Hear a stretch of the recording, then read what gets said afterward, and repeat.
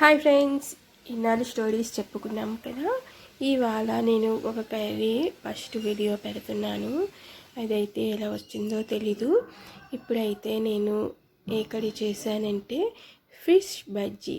ఏమిటి ఫిష్ బజ్జీ అనుకుంటున్నారా? చాలా బాగుంటుంది, చూడండి ఎలా చేశానో.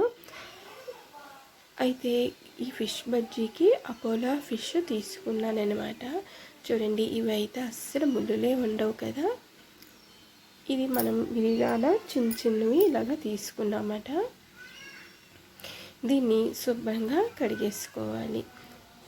ఈ ఫిష్ కర్రీ చాలా బాగుంటుంది.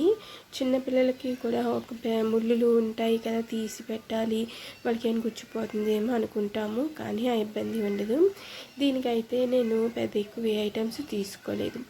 ఓన్లీ శనగపిండి, ఉప్పు, కారం అంతే. ఇలా చేపలని కడిగేసి ముక్కలుగా కోసుకున్నాను.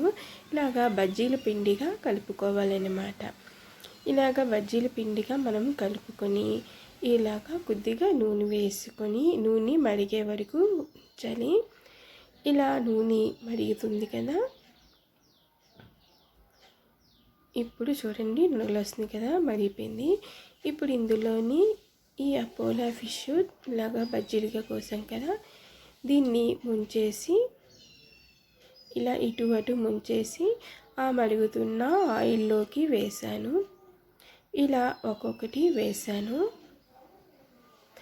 ఇవి మనకి స్నాక్స్గా కూడా తినడానికి అయితే చాలా బాగుంటుంది.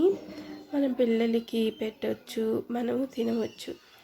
ముళ్ళులు ఉంటాయని టెన్షనే లేదు కదా. ఇవి చాలా బాగుంటాయి. చూడండి, మొత్తం ఇలాగ వేసేసాను. ఇది వేగుతున్నాయి. ఇలా ఒక్కొక్కటి తిప్పుకొని ఇలాగ మొత్తం వేగిపోయామట. చూడండి, అపోలో ఫిష్ బజ్జీ మీకైతే ఎలా ఉంది? నాకైతే చాలా టేస్టీగా ఉంది. మీకు కూడా నచ్చుతుంది అనుకుంటున్నాను. ఓకే ఫ్రెండ్స్, ఇంకా స్టోరీస్తో పాటు ఇలా కర్రీస్ అప్పుడప్పుడు పెడతాను.